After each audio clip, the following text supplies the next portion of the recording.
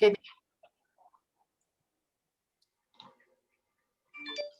Sorry, that overrode whatever you were saying, Commissioner. I said good evening. We are coming out of our school committee meeting as well, so Okay. I will have to ask if I can be excused at around 6. I have our board meeting for the planning for Secretary Deb Holland. Oh, that's right. So yes, I'll have to sit in on that meeting. Okay. Well, I don't get to say no, do I? Say no? I know you don't. I'm just letting you know. Thank you. Okay. All right. So welcome, everyone. This is the Racial Equity and Policing Training Subcommittee. Today is March 17th. No, it's not. Today is March 31st.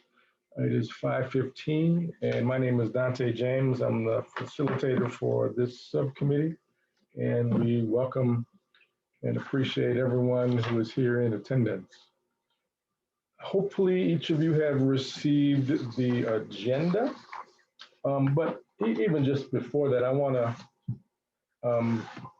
just pause and make space, as we did last full commission meeting, as we made some space for the two shootings and the loss of life in both Atlanta and in Boulder, but also just want to acknowledge the beginning of the murder trial for Derek Chauvin and how that might be impacting folks who are watching it, reliving traumas, re-experiencing trauma of just watching somebody die in live time on TV. And so I'll just pause and offer some space if anybody wanted to make any comments about how they might be feeling or experiencing if they're watching or hearing about the trial. I'll go. Please. I'm just numb. It's hard. It's so emotional. And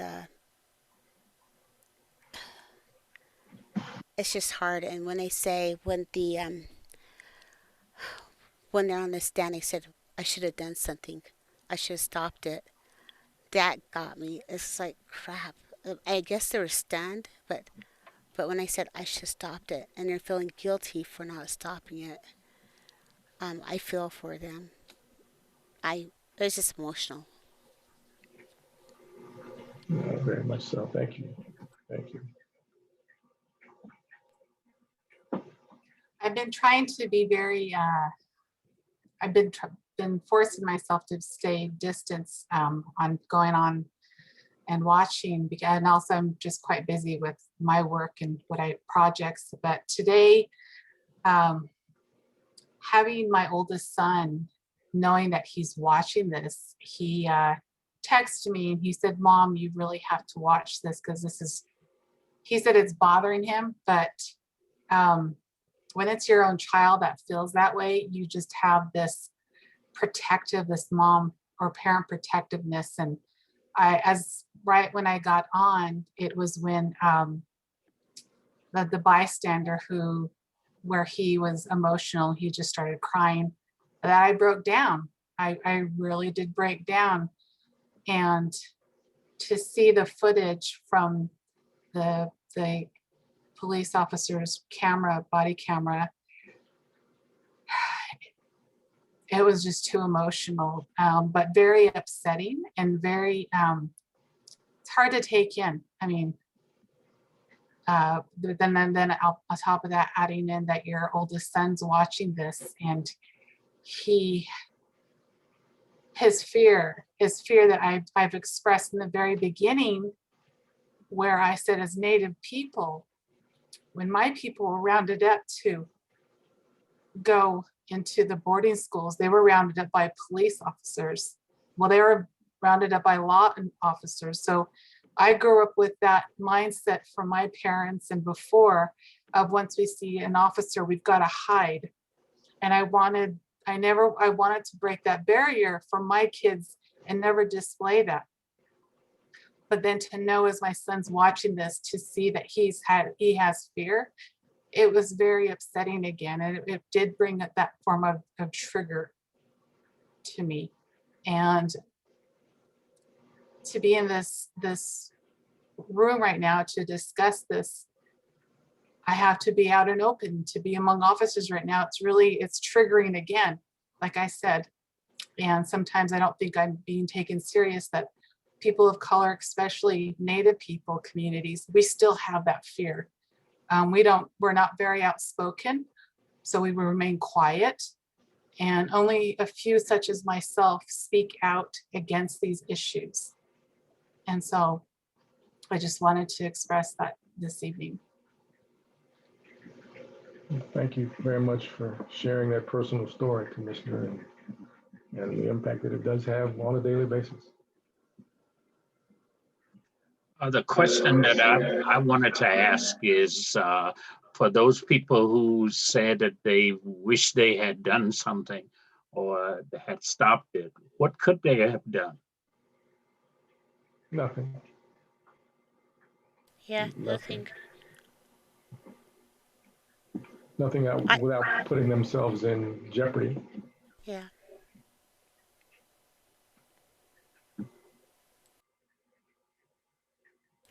Hey, Commissioner Smith, how old is your son?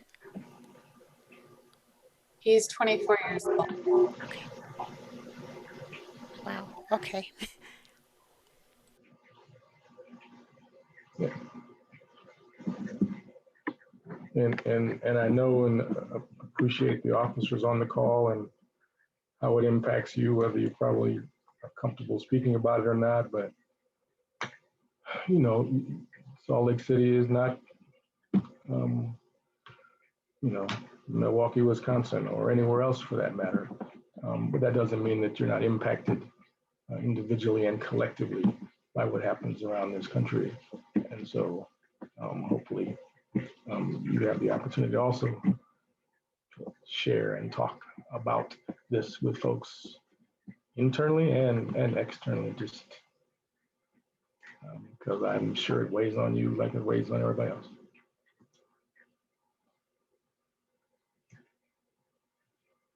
Hey, Chief, have you noticed any rise in crime since the trial started?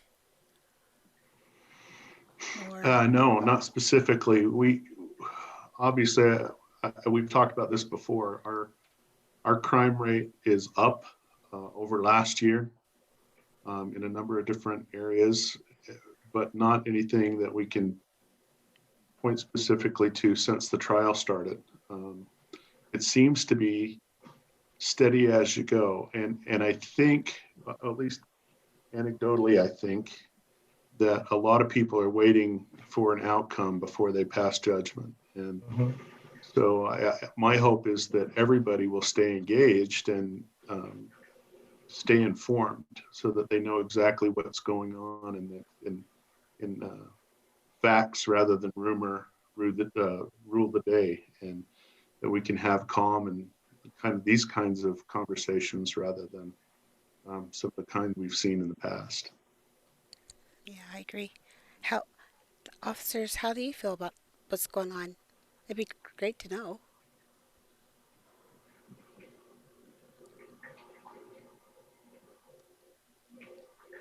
Uh-oh, trouble's here. Commissioner Prospero, welcome. Just making some space for a conversation around the trial. Thank you.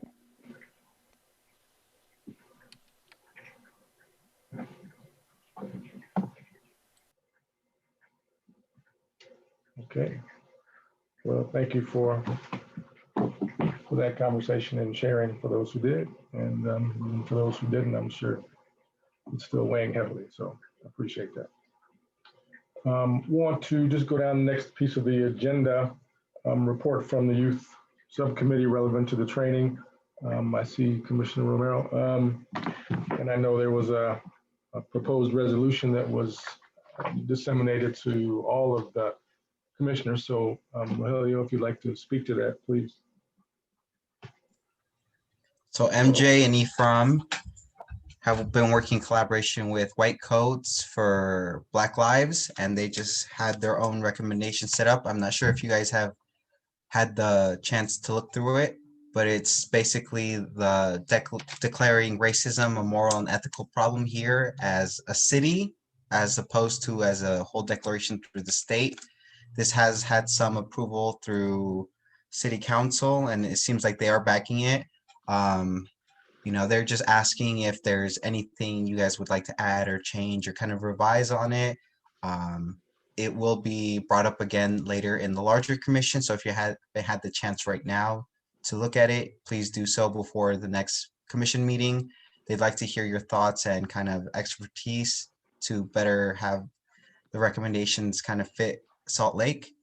They go through kind of just some statistics about COVID and inequalities there, and they have some recommendations at the end. So I'd please advise all of you to kind of like look at it, see if there's anything you want to add or change. Thank you, sir. And I would say that this is specifically still a work in progress. It's not by any means a done deal, it's a draft. And I spoke briefly with the communications director for the mayor's office, and he said that they are definitely working back and forth and still updating in the draft form. But also it's very specifically a resolution as it relates to racism as a public health crisis, not calling out anything in any entity or sector specifically, but really identifying as a public health crisis and some of what that looks like and where it comes from. So commissioners that have had a chance to take a look, any particular thoughts or big picture thoughts that might be missing or you'd like to see stated differently?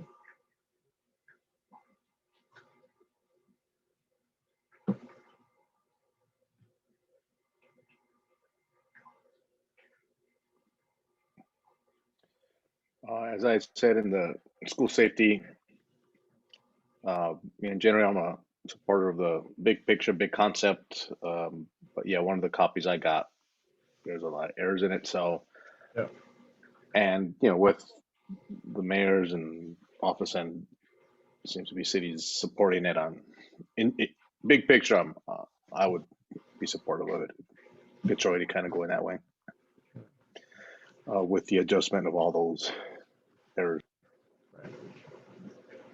Thanks, sir.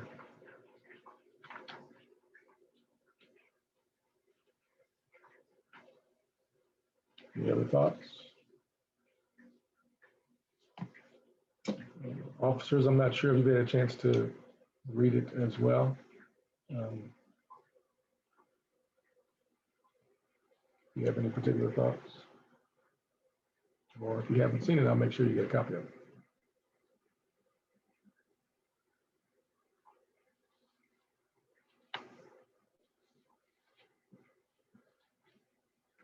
Okay. We have time. We will come back to that particular document at the next full commission meeting.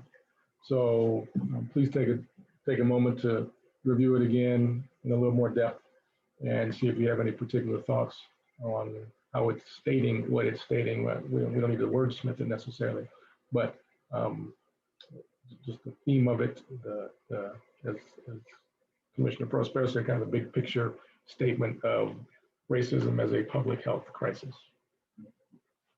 And I also will tell you, given the work that Gemini Group does with probably 4 different clients who are behavioral health, community health centers, mental health centers, it's been declared by national mental health organizations that racism is a mental health crisis. It's a mental health that specifically impacts mental health very much. And so this is not, I guess, out of the blue by any stretch of the imagination. This is, I think, related more specifically to physical health, but it's also absolutely a mental health crisis that racism impacts. All right, thank you. So next up, thank you, Captain Marcus, for being here. We had started talking about the Citizens Academy with Brian, what's Brian's last name? Dustin Parks. He was talking about some of the work in recruitment he does for the Citizens Academy. I know Commissioner Hawkins has described going through it and also some of the problematic components of what she saw or what a friend of hers saw who then walked out of it.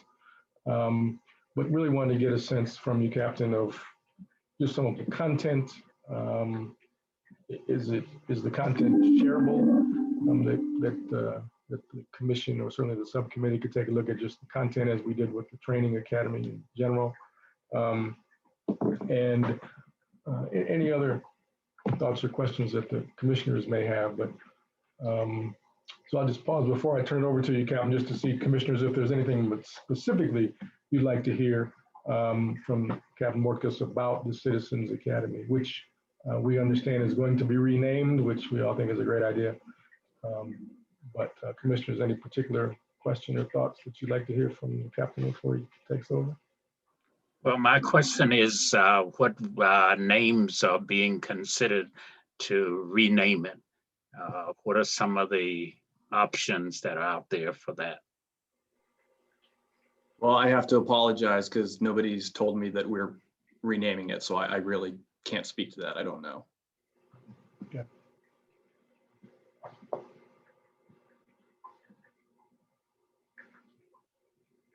Okay, Captain, I guess you're up. If you could even just give us kind of the org chart picture of where it sits, and then kind of dive into some of the presentation you were going to make about content in the academy itself. Sure. So I will try to give you guys a broad outline of what the Citizens Academy is. You'll have to forgive me. I might not be able to get quite as detailed as some of you might like. I'll try to do the best I can. As we've had conversations in this group before, you know that I've been in this position for about 6 months, and during those 6 months, the pandemic was ongoing. So I have yet to actually oversee a Citizens Academy myself. However, I did look through the old files as far as what's been done in the past and discuss that. And I'm sure Lieutenant Zayas can fill in some details for me if I need her help, seeing as she was here in the training division before as well. Essentially, the idea behind the Citizens Academy is to give the opportunity for members in the community to come in and be introduced to the police department, be introduced to the different units and functions within the police department, as well as talk about how officers do their jobs, as well as discuss concerns that they might have. You know, looking over the old schedules, you know, there's a variety of different blocks of instruction. It seems it occurs one night a week for several weeks. That's changed over the years. I have one schedule that goes back a few years where they met for like 3 months straight, I believe, one night a week. And I think there was some, I don't want to say complaints because that's not how I mean it, but just this is a voluntary thing. And so people don't want to spend one night a week for 3 months, typically for 3 hours at a time. And so it has been shortened in the more recent years down to 4 or 5 sessions. And typically the topics that are gone over from looking back at past schedules, just an overview of the department, how the command structure works, the different units within it, as far as within detectives and specialty squads and whatnot. There is a training block on use of force, the constitutional laws surrounding that, as well as case law and policy and whatnot. And then typically members are allowed to go through some simulated exercises as far as that goes, to kind of put themselves in an officer's shoes and see how they would handle a situation. Typically there had been a K9 demonstration, a motor demonstration, and again, the idea behind it is to introduce members of the community to the police department and how it works. So they'll talk about the mobile watch, they'll talk about homicide, gangs, narcotics, and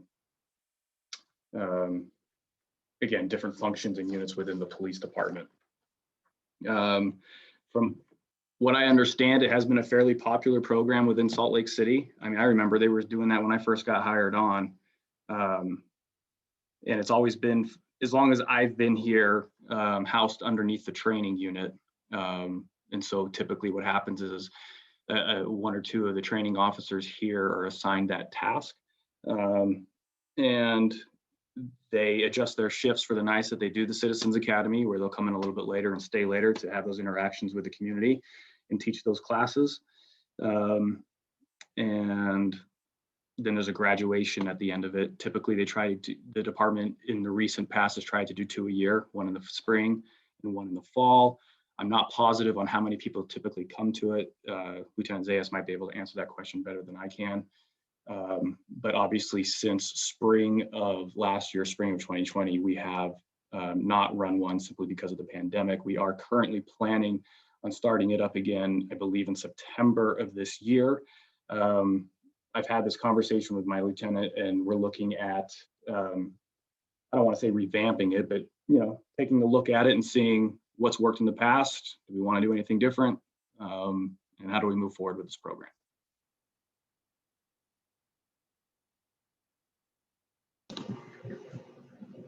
Thank you. Questions, thoughts, commissioners?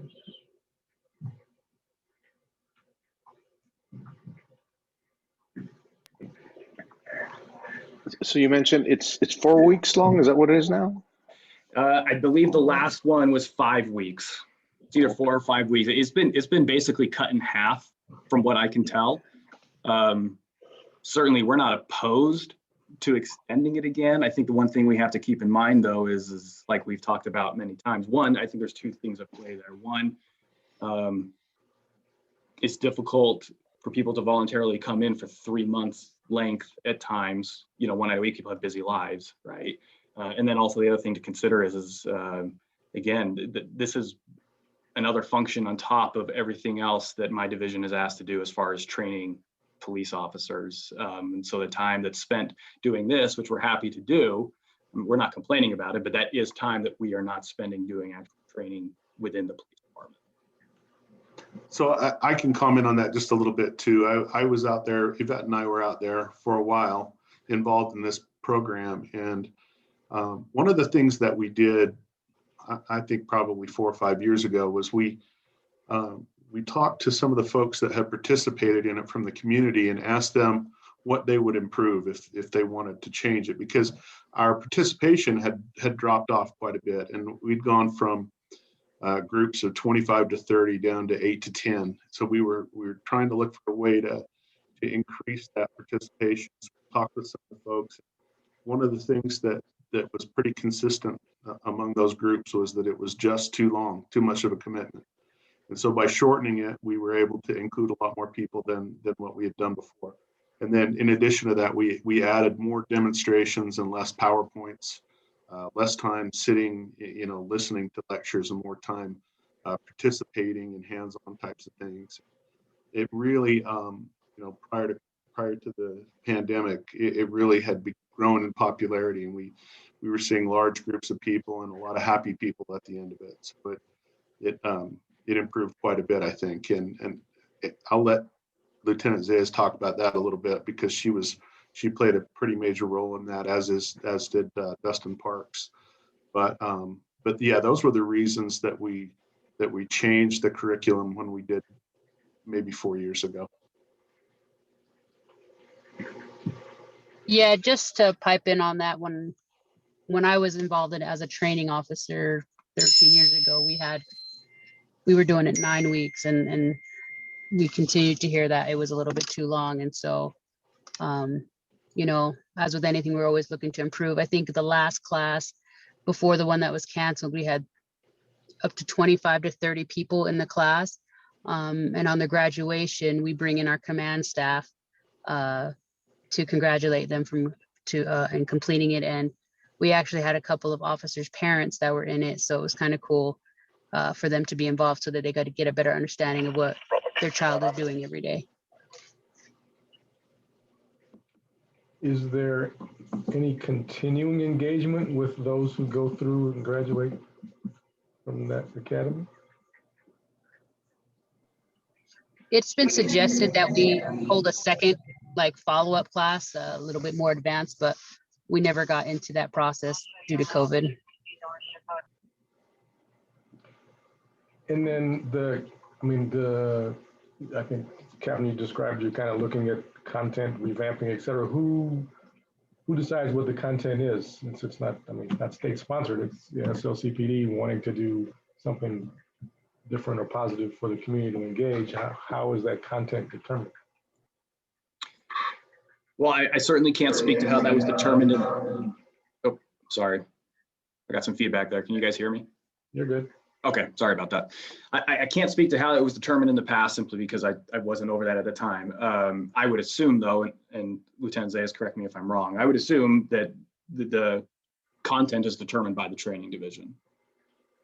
I'm sure there's input from the command staff as well as Dustin and his community coordination position, but largely it is a program that's put on by training officers. And so that typically is where most of that content is determined there. And you have to remember, they don't really get down into the weeds on a lot of the stuff. Again, this is just a broad like introduction to the police department and police work. Probably the most in-depth discussion from what I can tell that you get into is on the use of force day, because you start talking about case law, you start talking about the Constitution, you start talking about policy and whatnot. From what I can tell, most of the other content is an introduction to sexual assault prevention and how do we investigate a sexual assault case so people can understand that process, or what resources are out there for domestic violence victims and how do police officers and patrol officers deal with domestic violence and things of that nature. So again, I mean, there's only so much time in an evening, 2 to 3 hours. So it's not an in-depth discussion about every single topic. It's a broad overview of policing and the police department. Commissioner Hawkins, I don't want to put you on the spot, but since Captain Mutkus is here, who is actually head of the training division now, Commissioner Hawkins previously, and Lieutenant Zayas and Chief Hurd, but described her participation, but also a friend of hers who went through and was, I don't know that I can describe her feelings, but she chose to leave on the very first day because she was either offended or uncomfortable with the way things were being presented. And I don't know, Commissioner Hawkins, if you wanted to speak to that or not, just so he could hear. My voice is going out. I'm sorry. No, not right now. But I would love to get with you and see what your curriculum is going to look like. That class, that last class did not have, as more PowerPoints and videos that we saw. There's no on hand. So I would like to see the curriculum that you're going to have for the future, if that's okay. Yeah, we'd be happy to share the curriculum. Again, that's not something that we're going to have readily available in the immediate future. We're not looking at starting this up again until September, and there's a lot of things that we need to do in between now and then when it comes to training. But certainly as time goes along, like it's already in process. I've already talked to my lieutenant, and this is a priority for us. We need to have something in place by September. And as we develop that, I'd be more than happy to share it at that time. I just don't want to set up the expectation we're going to have it to you in a month, because it simply won't be done. So. Oh yeah, that's fine. I understand. And correct me if I'm wrong, Commissioner, but it wasn't so much the content that was problematic, but the presentation of the content. Yes, that was definitely. As a presentation. Yeah. It was horrible. Yeah. And I will say, I know Lieutenant Zay said that one of those who were doing the presenting is no longer there. So that might make a difference, but it might just be informative for you, Captain, just to hear what some of that was. Sure. Yeah. It's hard for me to speak to that when I wasn't there. Right. And my understanding is that wherever that issue was, again, that employee isn't currently in the training division. But again, this is a conversation I've had with my lieutenant as we talked about moving forward with this program. We're looking for specific personality types for this program, ones that can interact well with the community, express things clearly and appropriately. And so we're definitely going to be putting some thought into who's running those academies moving forward, for sure. Yeah. Although I guess my response to that would be, I would hope that every officer can interact well with the community and express themselves well with the community. Well, but I know that's different for a trainer. I understand it's different to be a trainer. I'm not talking about training, and I know that's what you were speaking of. So. some people are better people persons than others. Understand. We're all different. I don't disagree. But not everybody carries a gun, so that's the difference, I think. So, but I participated in one of the academies many years ago. I don't know how many years ago, but the part that was most beneficial to me were the parts where the students had an opportunity to interact with the officers. For example, on one occasion, the officer was stationed at a particular point, and one of us in the class was at a different point, and one had a gun and one had a knife. And to demonstrate how quickly a person could move toward an officer with a knife, and what the officer could do to respond to that was very helpful in understanding the work of the policeman. So I would recommend that whatever the curriculum is, that it includes those role-playing, I guess is the best way to put it, those role-playing postures. Thank you for that. I agree. And I appreciate the feedback. I'll definitely pass that on to make sure that is something we are certainly including moving forward as well. yeah, no, I do think that's really helpful. I mean, folks don't understand 21 feet. Folks don't understand why you can't shoot them in the leg. Folks don't understand different aspects of, that response under pressure immediately, and why you do what you do. So I think, to the Reverend's point, I think those things are very impactful in understanding some of the things that just civilians don't understand. Any other thoughts or questions for Captain Morcus or Lieutenant Zay? There's the goods and bads of it being away in September. I'm just thinking this is a great opportunity to get as much feedback as you can, bring in community as much as you can, especially if it's a huge diverse group. And I don't mean just race, ethnicity, it could be socioeconomic, gender, whichever. I mean, what a great, if you're getting in here, you got a zillion training things to do, but I just think this is a great opportunity and take advantage of this group here while you can to reach out and as you're maybe developing certain modules or whatever you're going to call them, say, hey guys, can you give a quick review on this?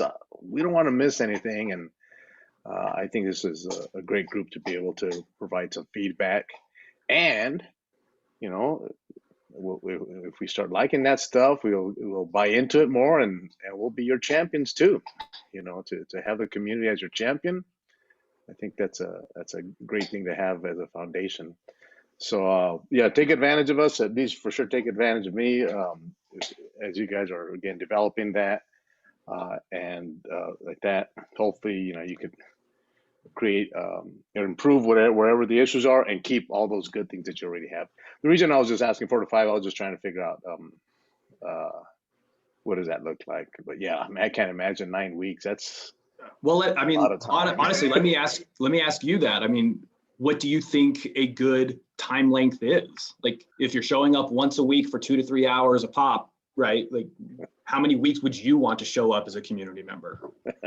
Hey man, I was good with that 4 to 5. I heard 9 or 3 months. I'm like, wow, that's because I've run those programs out in the community, and they dwindle. They start off strong, and halfway through, half the people are gone, and you have to balance, how much information I want to provide versus how many can I keep and be able to have people to provide this information. And so that's where you guys have to then kind of figure out, okay, we're gonna have to cut this out. We're gonna have to cut this out. And that may be, again, something that you could ask community and us, and hey, we got all these topics. What would you guys like to hear more about? And then you have to balance the fun with the really important stuff too, right? When you're just sitting there having didactic, but this is what the Constitution says. So how do you make it fun and all that stuff as well? So I know police like to have that stuff as fun, boy. So yeah, again, and I'm sure Reverend Davis is willing to go and do a lot of role playing with you guys. Ain't that right, Rev? Absolutely. Yeah, And in fact, I agree with your sense of 4 to 5 weeks is probably as much time as you ought to schedule those for too. Yeah, Yeah. that's a lot. Yeah, I actually just wrote that down. That's what I will talk to my people about. Like what I'm getting is 4 to 5 weeks is probably the max on that. It's probably a good ballpark for what we want to do. And I've already sent them out to kind of look at what other successful citizen academies are out there. How do they structure it? What do they go over? And then again, as we start developing it, you're not going to get any pushback from me as far as coming back to you guys and seeing what you think. I mean, it's to introduce the department to the community. So what you're interested in is what we should be doing, obviously with our input as well. But yeah, you certainly won't get any pushback from me coming back to you guys with as we develop it, as far as bouncing it off of you for ideas and thoughts. So. And then, oh, go ahead. I was just gonna say real quick. Oh, go ahead, Tanya. Sorry. No, go ahead. You're before me. All right, I'll take that front of the line. And as a researcher, of course, always thinking about assessment, evaluations. Are we reaching our outcomes? I don't know if you guys have thought about that. What does that look like? I don't know if it's a survey at the beginning and then at the end, or exit interviews, or after each module. Asking, these are the objectives that we shot for. Did we reach them? Yay, nay. How can we improve? What do we make sure we keep? All that information is so valuable to be able to then tweak accordingly, right? Because you do want to have something stable at the same time. You do want to make sure that it stays innovative and up to date, and still gets your goals. So yeah, that's just what I have. So and again, I'm a researcher, so if you guys need some assistance in that area, give a holler, man. Need I some appreciate geek support. Need some geek support. Call Commissioner Prosper. I would, Captain, I would reach out to West Valley. They have a really good program. I don't know where I had heard that, but I recently had heard the same thing. And so that was one of the things that I mentioned to my people. So that is definitely something we will be doing. Yeah, and Unified, I understand is good, but I have not, I have not done that. So, done Unified Citizens Academy.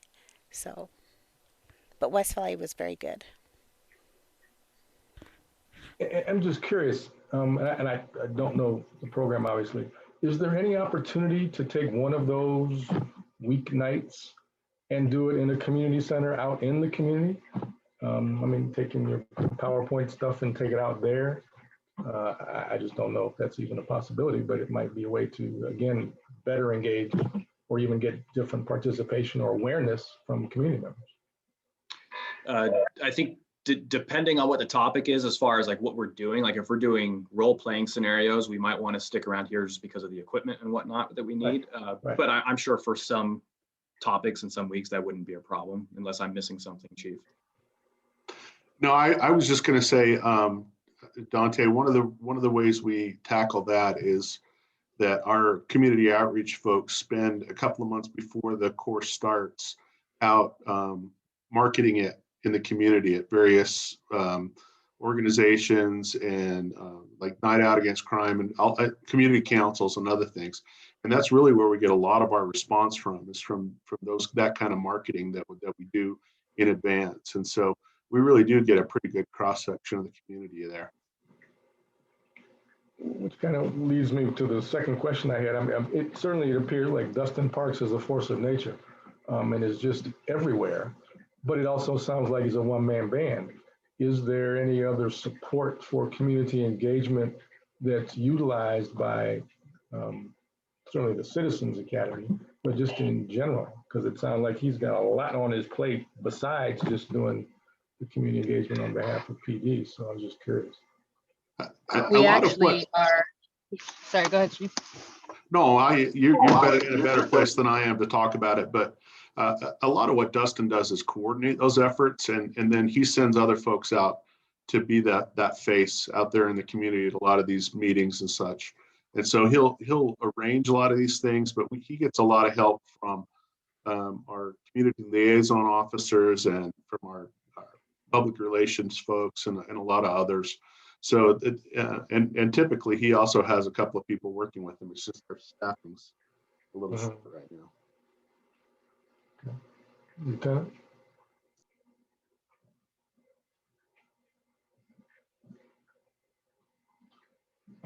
And maybe a final question / comment or your thought with respect to Commissioner Smith's comments of, her daily trauma with police just based on her lived experience. She's not the only one. And it's not only the indigenous community that has some of that lived experience and trauma over their lifetime. And so just maybe thoughts on how, and I was asked Commissioner Smith too, as well as Captain and Lieutenant, how do you think you could best bridge that gap, or at least begin to have some of that conversation that would bridge that gap? Well, I certainly think the Citizens Academy is one way to at least start, right?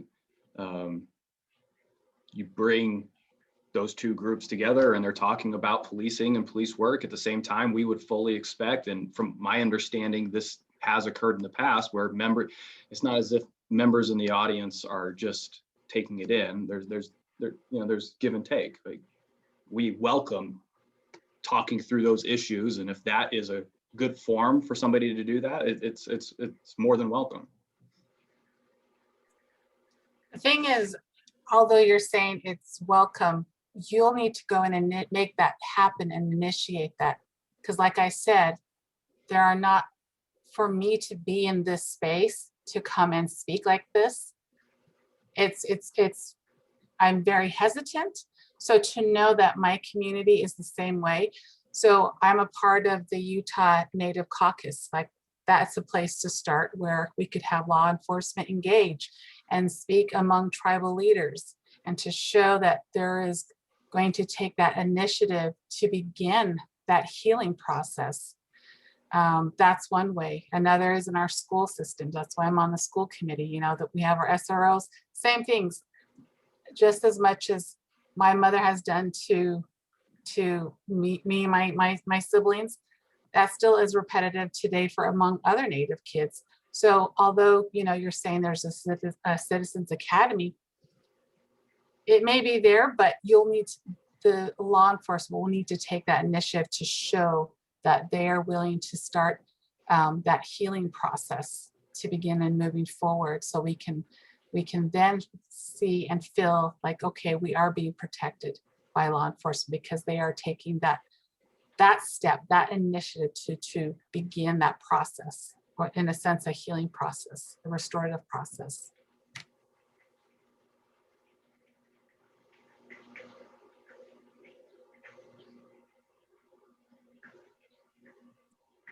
Thank you for that.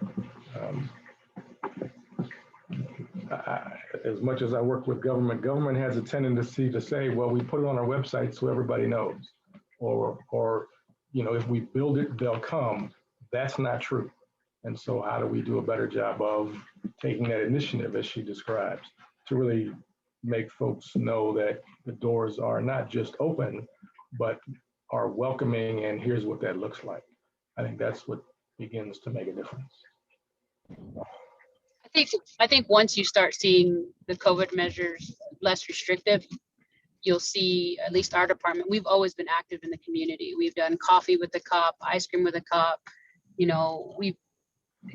Our department has been big on making sure that we reach out to the community and letting them know that, hey, you can come out and, talk to the officers that are here with, the Halloween festivals that we used to put on, or the community and our officers, where they would come to the public safety building and, all the community would come up there and trick or treat, you know, and they're interacting with their cops. So I think once COVID settles down, you might see us out there more interacting like we used to.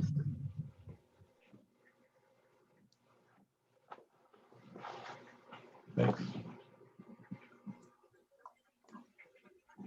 If I just may add, initiatives like that sound really great and all, but I think there needs to be something within, something that you guys show that shows that you've reflected on the history and the past of the police department, and you kind of, how do I say this? Reflect on it and just show that the community that you have seen the past, you have seen the effects that it has caused in the community, and that you are now actively trying to fix it. Something like a history of the police department and the Citizens Academy, not just the good stuff, but also the bad stuff that happened. I think that kind of open and transparency would kind of let people know that you have reflected on it, you have seen it, you do recognize some of the harms that the police have done, and that what the steps you are doing to try and fix them. Coffee with cops sounds great and everything, but not everyone feels comfortable just showing up to where a bunch of police officers are at to have a cup of coffee. There are steps in between getting there and interacting with the police, and just kind of feeling that safety around them. So just kind of, a little reflection on the police academy and something that they present to the community that, hey, we understand the harm. Here's how we're trying to fix it. How can we help even more?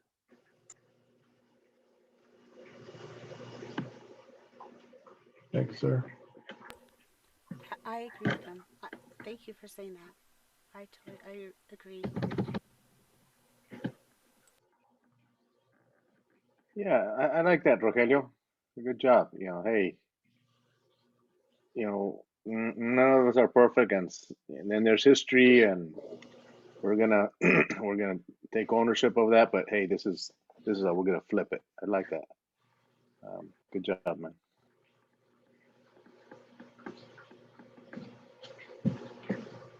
Appreciate that. And I'll say sometimes it seems, not just police, but government in general, it seems like they have to do extra that they don't think they should have to do because they haven't done anything wrong. And it's not about them, it's not about you, it's about the system and the institution where you work that has been doing stuff since long before you were born that continues to this day in terms of perception and what is the reality for many communities. The victim always has a much longer memory than the oppressor. And so how do we begin to address that and recognize that without accepting any blame that is there, but accepting some responsibility to help move it forward? I think that's really the conversation. Hey, Captain, where is this held? Is it at the PSB or is it at the Pioneer Precinct? In the past, I've always seen it out here at the Pioneer Precinct, but Lieutenant Zayas, maybe you could speak to this. Maybe they had moved it over to the PSB since the PSB was built. I'm not positive on that, but it would be one of those two buildings. It's been at Pioneer. Yeah, nice thing about Pioneer that it's right in the middle of the community, and it'd be great for me because I could just walk down there. It's a block and a half away from my house, so I'll be there. Oh, let me give you my thoughts about this. Oh man, not this dude again. But I like what you're talking about, Dante. Is that I wonder if there are certain parts where you could, or modules or whatever that you could do it somewhere else. Like I was even thinking like the Glendale Community Service Learning Center. So yeah, I mean, I think that'd be pretty cool. Of course, there's more logistics and stuff like that, but to be able to see, or even to the library, right? It could be to the Glendale Library. Be able to do something at the connection. I'm sure the city library would love to be able to collaborate with you guys. And I know a lot of the work that I've done in the county is with the county libraries, bringing in law enforcement in there. It just feels like a safer place. And then also you see law enforcement in there, like where that conversation can be continued, but they have a whole bunch of technology in there in those public libraries now. They are so different than when I didn't used to go. So maybe that's another just thought of being able to go to different parts of the city with a partnership with the public library. Just a thought, man. No, that's a really good idea. Great. Well, clearly, Captain, you have lots of folks who would love to thought partner with you as this moves forward to take some of this maybe thinking off your plate just not by yourself. I'm sure you know how to reach out to Commissioner Prospero, or he certainly is not shy about reaching out himself. So others, I think, are more than happy to engage in that conversation as it begins to come closer to September and putting things together.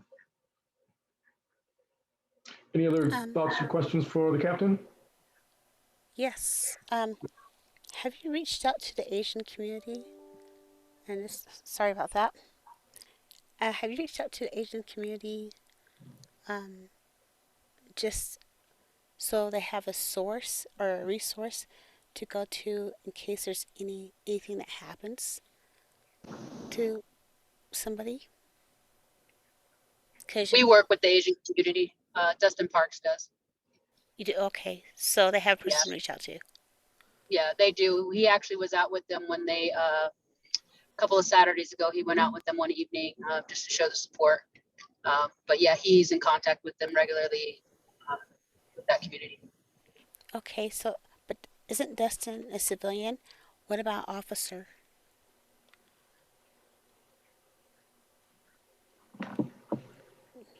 When he needs one of us to be there, he reaches out to one of the officers on the PR unit, or we're building a cadre of officers that want to be more engaged in the community outside of their normal duties.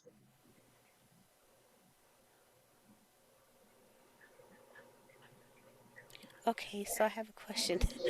So their normal duties, is that being involved with the communities and helping out the communities?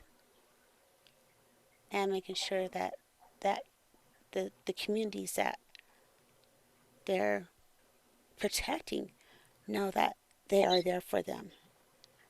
Instead of, like, oh, I've been placed to protect you guys because it's my duty. It's like, no, it's a community that they're protecting. And shouldn't those officers be there and see that community and make sure that community knows that their officer is there for them? Well, they are. They work patrol, or they work detectives, or they work gangs, or they work bikes. So they're always interacting with the communities. This is for special events. If they want to do something different where they are not responding to a call, or they don't have time to, because they're going call to call, this is when they're going to actually be able to devote that time to that community event that they're helping with.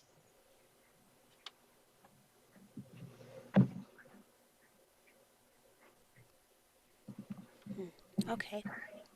What about outside the special events? I mean, I know it's just, I feel that right now that the communities need the officers to know that they're there for them, and not just Where for they are. special events, not just for special events, but I think they need to be seen and say, hey, how was your day today? Blah, blah. They need Well, to feel officers safe, do that I on guess. a daily basis when they interact with people. I've received emails about officers who take the time on a call, to start someone's pilot light because their heater's out, and then they call that heating service and say, hey, this individual needs help. Can you, we're here on a different call, but can you help them? I've seen officers who will change a tire for somebody, or rent a hotel for a domestic violence victim. I mean, officers do that every day. It's just not in the news. I mean, they take the time. I mean, that's what we teach them. The community is what matters. We're there to protect you and communicate with you. And there's many officers that are out there that are humanizing the badge by their interactions with community members every day that they're at work, and even off duty. When they see something, they'll, stop and help somebody. And I want to take a second to clarify also, just sometimes there's a misperception that our officers have a lot of free time, and they just don't. Our police officers handle more response to calls for service than just about any law enforcement agency in this part of the country. And the reality is that about 80% of our police officers' time during the course of their shift is occupied by responding to 911 calls. And the rest of it's probably doing reports and such. Our officers have very little time to do what we would traditionally refer to as patrolling. The vast majority of what we do is managing calls for service from the public. And so a lot of the things that we would ideally like to be able to do with regard to public outreach from our regular patrol officers would have to come at the expense of responding when people's cars are stolen or their houses are broken into. And so we're just not able to do that. And so we have to use the resources that we have, like Dustin Parks and other folks, to do outreach for the police department, while the vast majority of our uniformed police officers are out there answering those calls for service. So they're trying to be there for the folks who are in serious need of the police. And that really is what 90% of what we do. We have an unfortunate circumstance right now in Salt Lake City where there are times where if your car gets stolen, it might take us 5 or 6 hours to respond to that, because we have to prioritize response for those life-threatening type emergencies and those kinds of things. And so members of any community, we would want to absolutely be there for them to make them feel as safe as possible.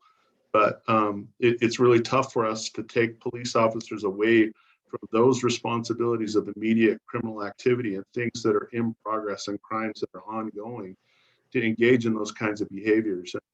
And you know, those of us that sit up in offices and plan people's days for them, we'd love to be able to send our people out to do that. But the reality is that the need of the community, the strongest need, or what I view as our primary responsibility more than anything, is to be there when people call and need help. And for us to take people away from that for any other purpose is at times irresponsible. So the very first thing that we have to be able to do as leadership in the police department is fulfill those safety needs, so that when people call and say, you know, I'm being carjacked or whatever, we have police officers to send to help them.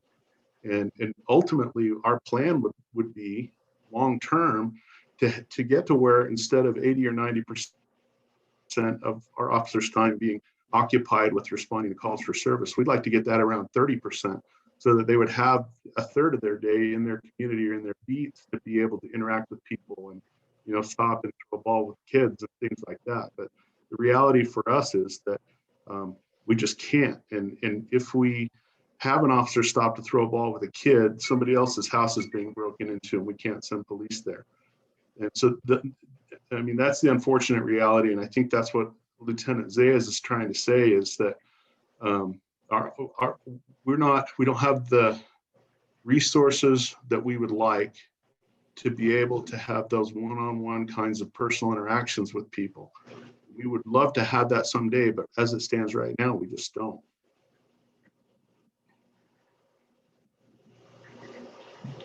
Thank you, Chief. Thank you, Chief. Thank you for clarifying that. And I'll just say thank you, Captain Marcus, for your conversation and some of the information about the academy. And if there is even just kind of the curriculum from the last academy, it might be helpful if you could dig that up and then share it with us, just so that we can take a look at that. But no, it's been a minute, so, and it's changing, but still, it might be helpful for the committee to take a look at that. So I don't know if there's any other questions, but Captain Marcus, thank you for your time. You're welcome to stay, but I know you're a busy man, so certainly feel free to jump off if you need to. Thank you. Appreciate the time, everybody. Yep. And I will say, Chief, I appreciate that description, and I think there's no question that it's, I don't think anybody questions the amount of time officers are spending on calls. I think a piece of what the commission is considering also when you I think I heard Commissioner Prospero's presentation of some of the other programs around the country, the STAR program in Denver, the program that he was, the CAHOOTS program is an effort to maybe give officers back some of that time that is, not needing their attention, but could be utilized by another professional that could come and support that work. So I think that's a piece of the reason why those conversations are happening, to be able to give your officers back some of that time, to be able to maybe even interact more with the community and be on calls that they don't need to be on, less anyway. Welcome, Commissioner Angiewicz. Just heading up to the next item on the agenda, which is the continued conversation around recruitment and the hiring process. I hope everyone got a chance to take a look at the data that HR provided. I'm going to put it up on the screen, if I might, just so you can see what that data was. And hopefully it comes up okay, because it was a, where'd it go? There it is. So this was just the 2020 disaggregated information about applications received. And so you can see what the data looked like and the numbers. And as the chief said, it's one of the, I think, most diverse classes in recent history, if I'm stating it correctly, Chief. But it's almost a third of people of color, as I recall you said, right?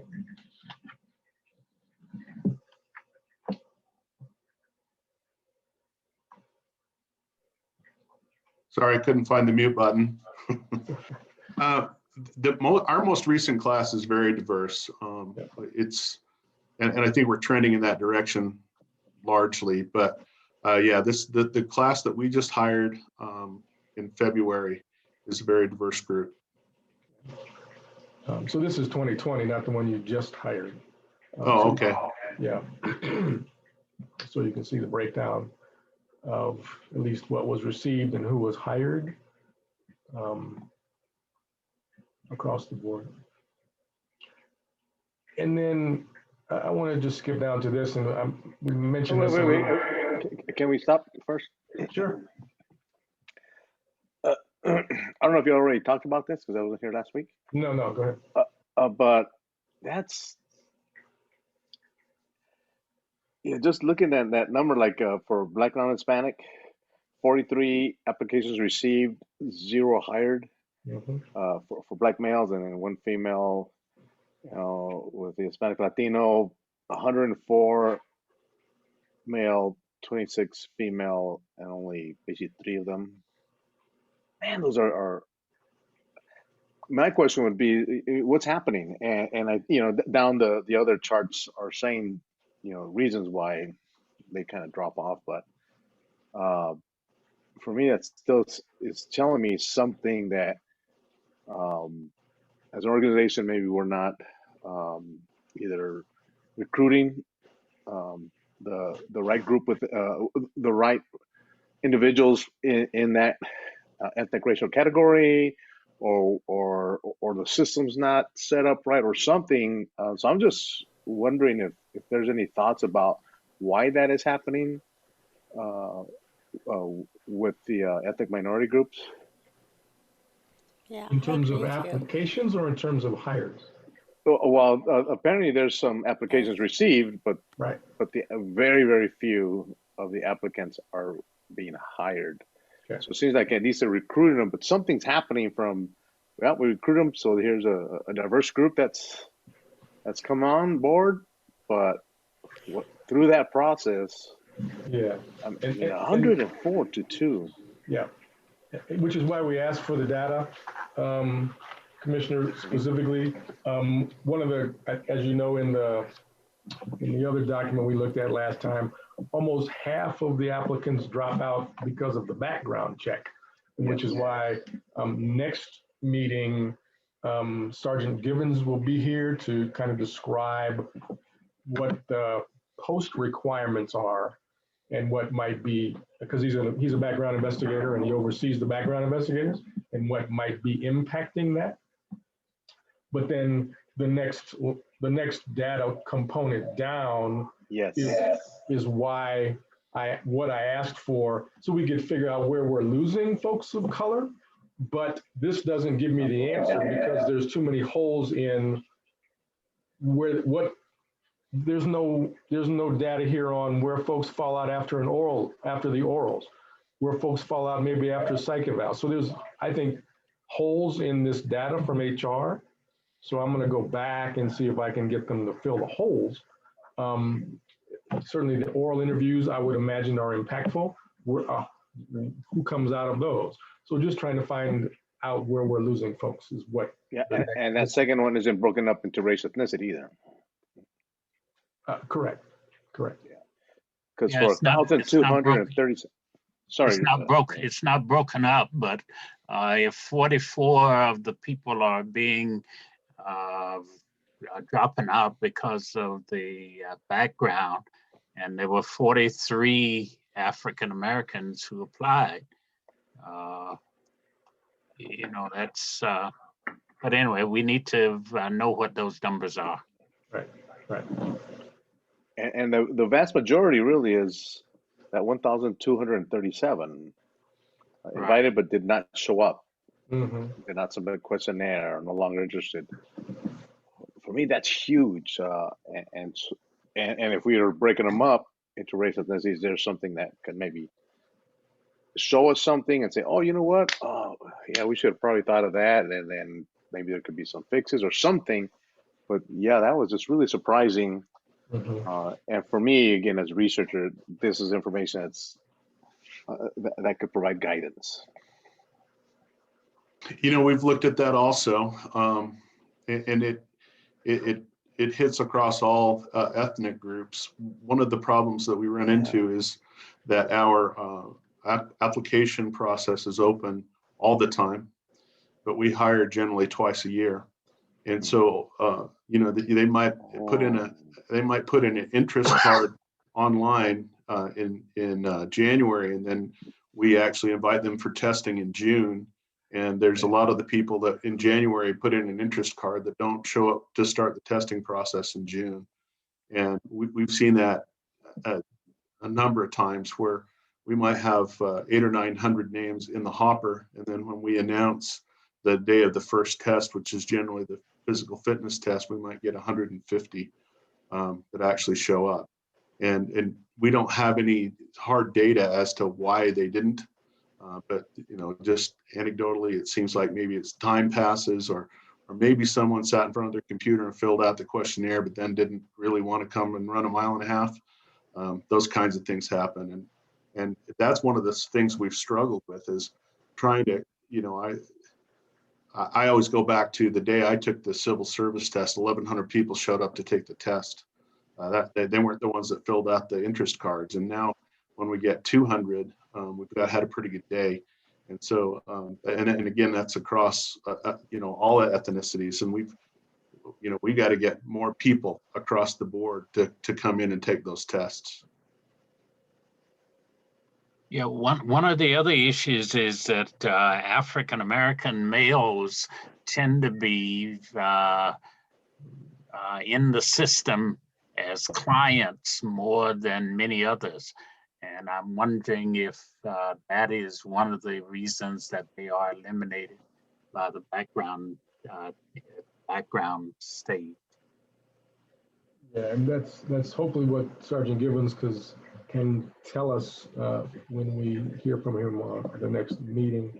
What is an automatic disqualifier, but what are the background investigators looking at when they make their recommendations for moving forward, that might be impacting these numbers as well. So we'll hear from him next time. Any other thoughts? Truly, this is the impactful piece. Thank you for highlighting that. And you all each received this, so you also have it in your email. If you want to take a look a little bit deeper, but I will see tomorrow if I can get some more information or just have a conversation with HR so they can know exactly what we need to see. Disaggregated So- information as well as fill these holes with where folks might be dropping out. Okay, and also does HR ask when those people drop out, do they ask why or did they go to another agency? Would they have that information? Probably not, because you just don't show up for you just don't show up for the test, or you just don't, you just don't show up, so probably not. They're not, Okay, I'm guessing they don't have They the don't follow capacity to follow up on everybody. okay. I would like to follow up on the timing. You're Out in the wind was freezing, kind of a What? connection. yeah, you're freezing, Commissioner. Yeah, that's, being outside. Sass me, Tanya. The PT test, we should look at when we proctor that, because it's a hard enough test that you can't just show up and pass it. You need to train. Yeah. Yep. And if we helped people set deadlines with more notice or looked at when we proctored that.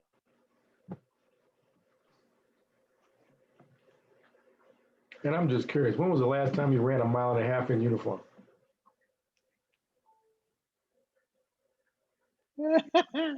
This My morning, answer, sir, would be never. That's what I think. I can't help but think that someone at some point has done that, but I can tell you for a fact that I have not. Oh my gosh. And I can tell you that when it comes to climbing fences, it's been harder on the fences than it was on me. Yeah. Yeah. So, again, as an example, some of the criteria is just criteria because it's just always been there and it never gets questioned. Not that you don't need to be in shape, but, The there's PT standards are post standards that we have to abide by. No, I understand. I know sometimes it's a bigger conversation or above, your particular pay grade. But again, it's just another example of those things that never get questioned because that's just the way they've always been. Actually, they have been questioned a great many times and changed. When I went through post, and I think Commissioner Andrew Weirden can talk about this as well, but when I went through post, they had different standards for men and women. I know. They had different standards according to age. And so because I was in my early 20s, the standard for me was much stricter. Mhm. And because I was male, the standard was much stricter. And so they've modified that, and they've come to a kind of a uniform standard now that everybody meets the same standard, because Right. if what we're saying is that this is the standard you need to achieve to do this job, then it probably should apply to everyone. Mhm. And then some of the things that they used to test, they don't test at all anymore. The test is much shorter now than it used to be. There were 8 or 9 events when I went through, and I think there's 4 now. And so it has been modified a number of times, and I think they keep trying to refine it, but Mhm. it's still the boogeyman in the corner. Yep. Thanks. Commissioner Andrew Weirden, you back?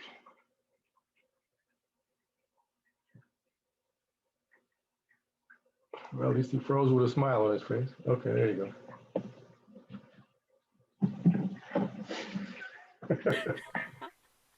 Can't hear you. I think he I am found a having a great mountaintop. time. I am having a great time. But maybe I should listen rather than speak, but thanks for your concern. Absolutely. Okay. We will get more information for you, hopefully by next week. I don't know how long it will take HR to be able to either disaggregate some of that information or fill up the holes in the information that they provided. But I'll see what I can do as soon as I can possibly do it, so we can have a more robust conversation and possibly think about some thoughts or comments or recommendations that might come out of some of this data, or certainly as it relates to hiring process. Next piece on the agenda, maybe as a final piece, is as we are coming down to the end of June, which is happening a whole lot faster than I thought it might. That's the end of this work, at least technically right now, with the work that we are doing as facilitators with the commission. And so we've talked generally about how to think about making a recommendation broadly for the continuation of the commission into the summer, or at least beyond June.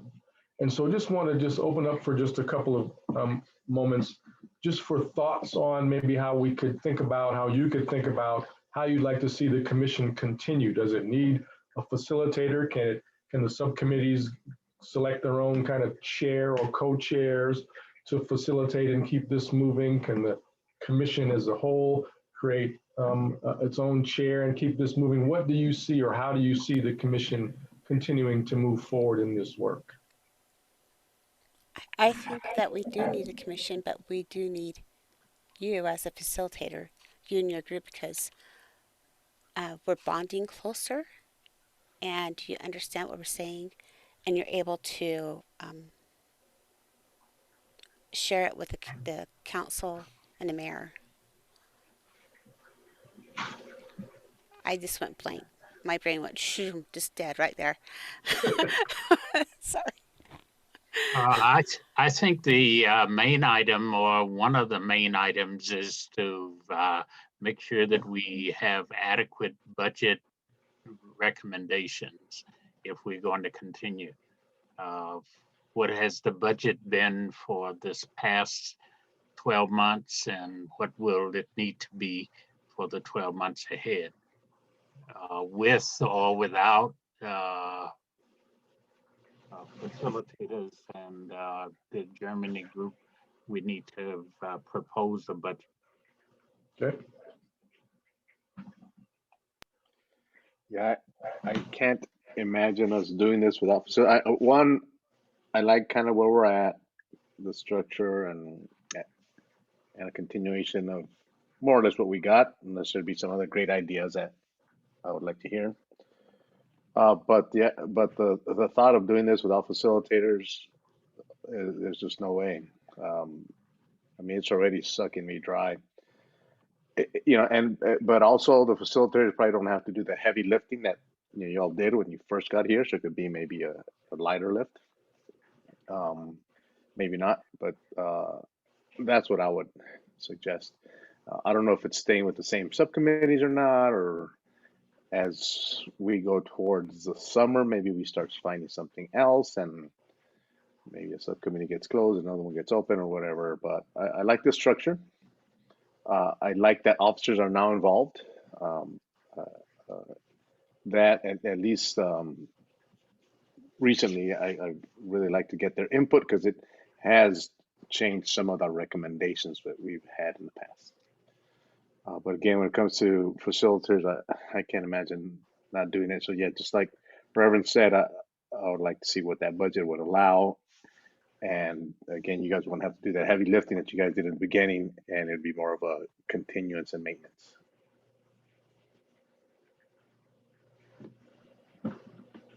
I agree. The facilitators helped us move along much faster than in the beginning. It seemed like we were a little stalled at the beginning, and that's really moving now. And I'd be sad to see you guys go. And I think that would kind of stop or hinder the process.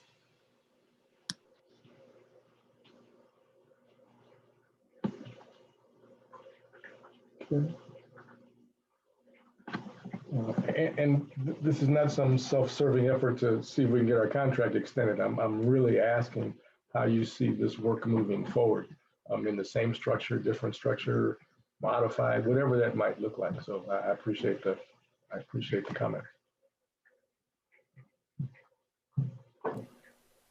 I like the structure, personally. How does your group feel?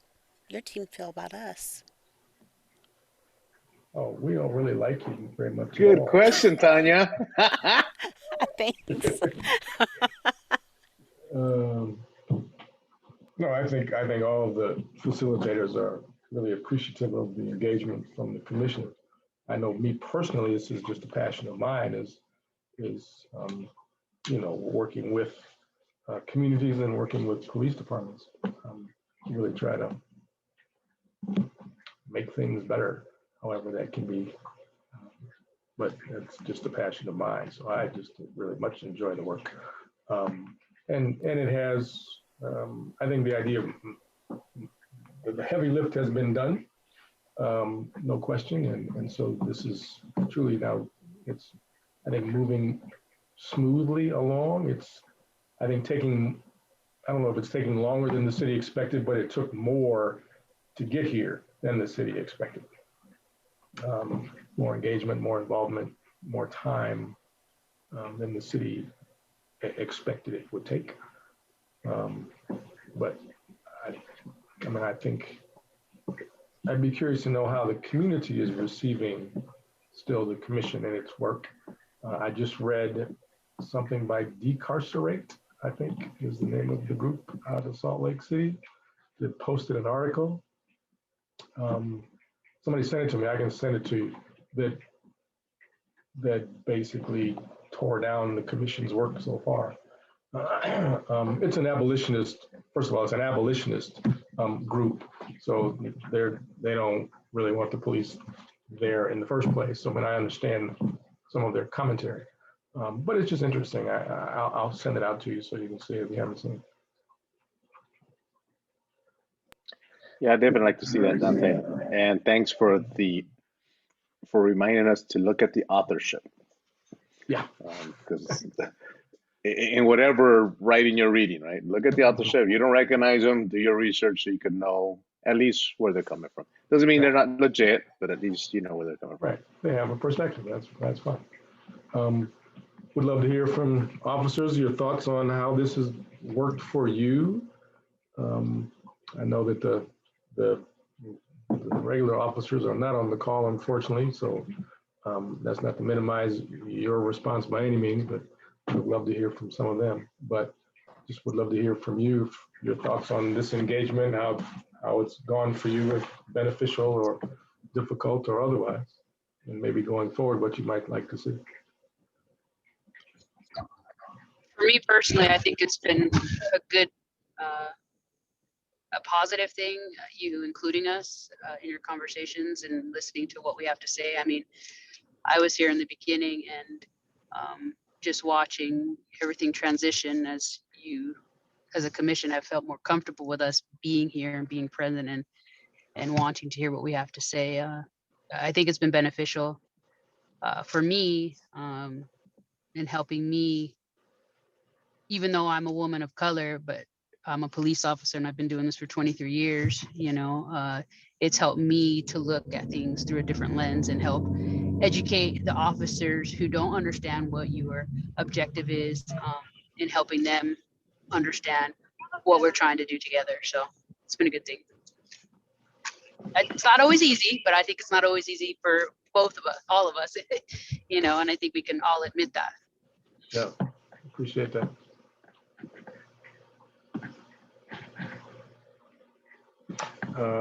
Commissioner Andrew Reardon texted me to say he is pro facilitators, would like to see what natural personnel changes occur, review the charter and resolution for ensuring clear direction and improving, not sure what that means, improve and include the officers, maybe just their engagement. Certainly would like to have more engagement from the officers, not just command staff.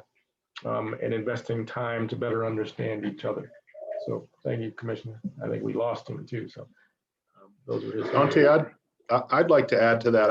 I would really like to hear from the officers too. And I sometimes feel like maybe, and I don't know how we logistically would go about this, but I wonder if maybe you'd get a different response from the officers if I wasn't here or if Yvette wasn't here. Maybe they'd be a bit more open. Mm-hmm. I don't know. It's hard for me to say, not that I wouldn't want to be here to answer questions when I can, but I feel like maybe that some of the officers might not be as forthcoming with their bosses listening. I would like to hear what they have to say, but I'll tell you from a management perspective of the police department, we're always afraid of the thing we don't know. And I think that goes for everybody, and certainly us included. And I think every time we have an opportunity to get to know the thing we don't know, we're less afraid of it. And so one of the opportunities that we have here is to help help you guys understand what it is we already do, as opposed to, you know, where we need to go in the future. You can't really know where you're going to go until you know where you are.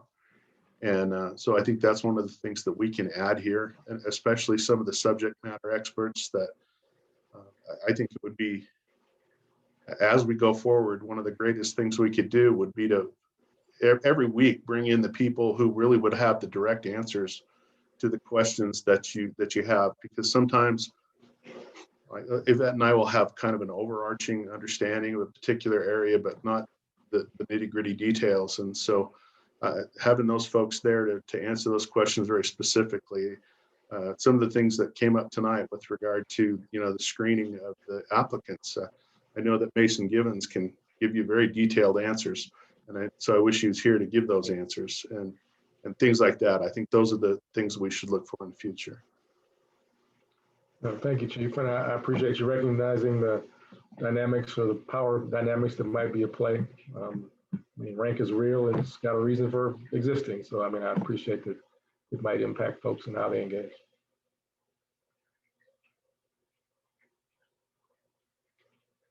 Okay, well, this conversation will continue, no question, as we continue to do our work. This is now basically the beginning of April, so we don't have 3 months, because by the end of June, we're supposed to have a final report with all the recommendations and other things that will be given the council and the mayor to help them decide how they want to move forward and accept the recommendations, et cetera, et cetera. So really, we have 2 and maybe a quarter months left to really come up with our next set of recommendations. So maybe next time we can really dig in about maybe just what buckets we really want to look at. We're talking about hiring, we're talking about recruitment, we're talking about the Citizens Academy. And do we want to, is there anything that we still need to revisit about the training component more broadly? So just kind of think about those buckets as we move forward. And then we'll just dig in a little bit deeper. I think we're getting closer to understanding some of the hiring and recruitment processes, or at least having some of those questions that will take us to getting to the right answers, or at least making recommendations around that. So just kind of consider maybe what you see as next steps for where you'd really like to hone in on some of those recommendations. All right. Well, if there is nothing else on the agenda. One more thing. Yes, Houston Cougars, baby. Final Four. Gonna win it all. No, baby, Red Cougars. Gonzaga, the Zags. Red Zags. Cougars. Nope, Red Zags. Cougers. I'm telling Red you. Cougars.